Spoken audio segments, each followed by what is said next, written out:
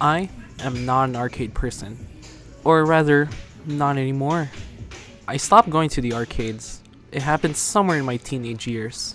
I just really didn't have a reason to go anymore. Back then, playing fighting games at the arcade was an important part of my life. Lining up to challenge a powerful player always made me pumped up. But now, that seems to be gone. Why go to the arcade when all fighting games are on console or on PC? It's not like decades ago where the console versions were a downgrade to the arcade version. If you wanted to play with your friend, you could easily just bring them to your house or have a play session with them online. You can even do that with any of the arcade games over at Fightcade. Though arcades are still alive and well in other places like Japan, I do believe arcades were not as big as they were here in the West. I hypothesize that it all comes down to accessibility. The less accessible a game is, the more reason there is to go to the arcade for it. You know, rhythm games have a much better life in the arcades compared to the life of fighting games in the arcade. That's because it's a bit harder to access rhythm games at home.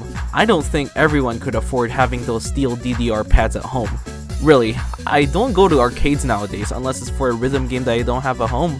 Fighting games now live outside the arcades, as people can play more powerful opponents online or through tournaments they arrange with their communities.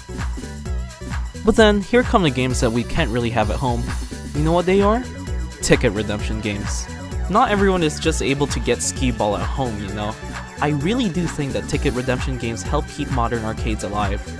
They give a sense of victory that you could always end the day with a prize to take home. But really, I think you'll be spending more money trying out your luck compared to actually buying the prizes you redeem. But what if we could actually find ways to profit out of this? Initially, I wouldn't have a reason to do so, until I saw something. And that thing is a Fightstick. But why would a Fightstick get my attention? Why bother trying when you need a high number of tickets just to get it? Well, just so you know, I really love Fightsticks. I really do. They're my favorite format of controllers. Of course, it doesn't work well for all games, especially first-person shooter games, but I really like them. I really do. I still haven't gotten rid of my first Fightstick, even though I have better ones now. Then I got a little obsessed with very cheap bootleg Fightsticks. But here lies the question. Do I indulge in ticket redemption games? Do I need another Fightstick? I said yes. This Fightstick alone gave me the same spark I had many years ago whenever I go to the arcade. The spark to win. But I need to make sure I don't spend too much money to win it. A new unit of this Fightstick costs around $150, so we gotta make sure that we only spend a fraction of the money to truly feel like we've won. But what game can we optimize in? Most games are RNG based. We're aiming for consistency, not chance. We need to find a game that we can get consistent results in. As I was browsing through all the possible games I could play at round 1, I met a friend from the fighting game community, Actria Hero.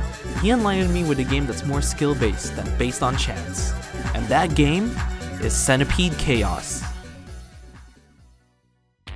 Centipede Chaos is a game based on the classic arcade game, Centipede, but this game plays very differently. You see, one of the biggest changes in this game is that you could shoot in an auto-fire fashion now, compared to the old style of being only able to shoot one bullet at a time.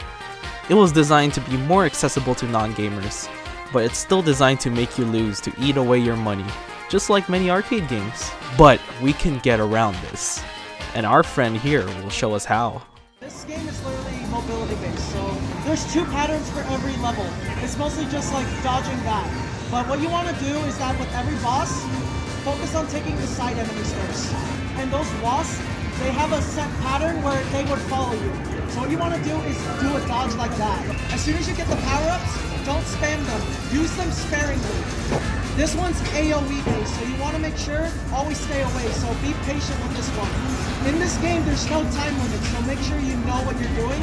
So the reason why you want to keep 3 lives is because they will throw random kill confirms like that, almost like that. So you want to make sure you're dodging all of them. He only hits in three places, middle, and the sides. You only have 1 shot, so that's why it doesn't matter how many lives you have. But you can see every time it does a phase, it raises up at 10. So this phase is the fast projectile and charge now. So it's gonna start charging at you, so be careful about that. Just do this sweeping action. And When you have enough space, just go like that, and there you go. 1,000 tickets, one go. That's how you get 1,000 tickets in Centipede Chaos. Also, one more tip is that make sure when you do play this game, play it solo. If you play it with 3 players, it scales all of the enemies that you're not able to do anything. The 1,000 tickets does distribute to each player, so make sure play solo, do not play with anybody else. I know it sounds like I'm kind of being a stickler with not playing with my friends, but we do take turns playing this game, so just make sure just play it solo, be safe, get a whole bunch of 1,000 tickets every time. Through his gameplay, we have been shown that we can obtain 1,000 tickets after each playthrough, rather than hoping we can get 1,000 tickets in a game by chance. But how do we get good? We have the knowledge, but we want to make sure that we don't spend too much time practicing. That's where we can make use of our footage. If you're new to this channel, I'm Cherry G Tables, a game developer. I develop games with an intent to abuse them and create speedrun techniques. You already know what that means. With this power, I can practice at home without using money at all. And thus, let's create a practice program so we could exploit Centipede Chaos.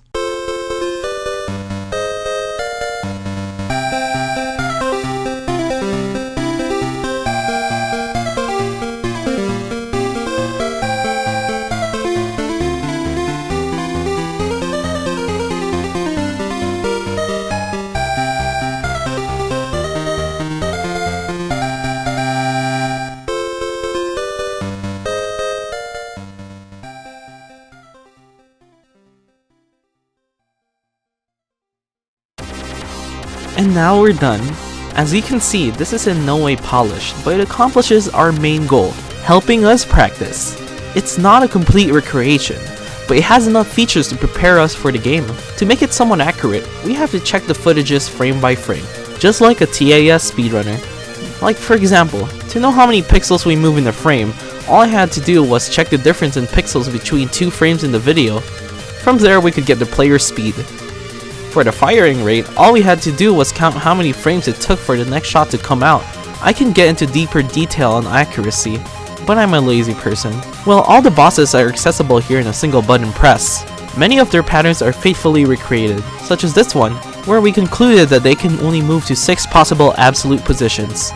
And this boss, where they can only charge down on these 3 possible absolute positions. And even though the stage sections seem to run on very similar patterns, there's still RNG to take account of. That's why, instead of recreating the stages, I created a single endless stage that lets me focus on the most annoying parts of the game. Those things designed to eat your money late in the game. The ones that appear out of nowhere to surprise you. And now, let's crank it up. Oh, and let's use a Fightstick too, so we could simulate the control layout with the real thing. The one in our arcade uses a bat top instead of a ball top, so we'll be using that too. I'll also be using one of my crappiest fight sticks, because we know how many little kids go crazy with the machines and damaging them. And of course, why not let's unscrub ourselves by playing some bullet hells. I don't think playing Centipede would help as much, since the original version just feels very different to this version, in addition to the screen being more vertical than horizontal, as the original is a CRT screen flipped to be on portrait mode, while this modern version is a large monitor designed to be a widescreen. This was also designed to be played on a joystick, while the original had a trackball, making the game controls feel a lot more different. And now that our practice is over, I feel confident. Confident that I will win. Confident that the fight stick will fall in my hands. And I am confident that it will definitely happen. Though I am a game developer, I am first and foremost a competitive player. Now, let's see some results. At first it was a bit tough, but after a few games I was able to see all the patterns and utilize them to my advantage. Once CC runs are becoming more consistent as time passes and the tickets kept on going, the final boss was practically baby mode at this point. I've gotten so many tickets at once that the machine errored out, but all under 2 hours, I was able to reach the tickets I needed to get the fight stick. And the amount of money I used? Only around $40 to $50. Remember that this fight stick costs around $150, so I practically saved $100 by doing this. And thus, this is truly a victory. if I ever have to come back and do this again, I'd probably do this with only $30, knowing I can perform 1cc runs more consistently, but I'd rather not do that for now, because I will be enjoying this Fightstick. If you ever followed any of my games development, you'll know that I randomly attend events to bring my games. If you ever find me tabling for an event, I can promise you that this Fightstick will be there. I don't know why, but people seem to like it better when I have Fightsticks out on the table. So, if you're ever curious, follow my Twitter to know if you'll ever bump into me in an event. So until next time, never stop playing video games.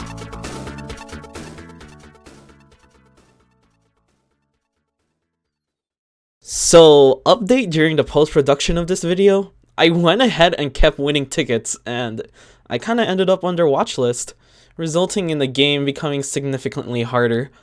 After tweaking my practice program to beat it, I was able to get a PS4, which only made it worse because they stopped doing ticket payouts for that game. So GG everyone, that's the end.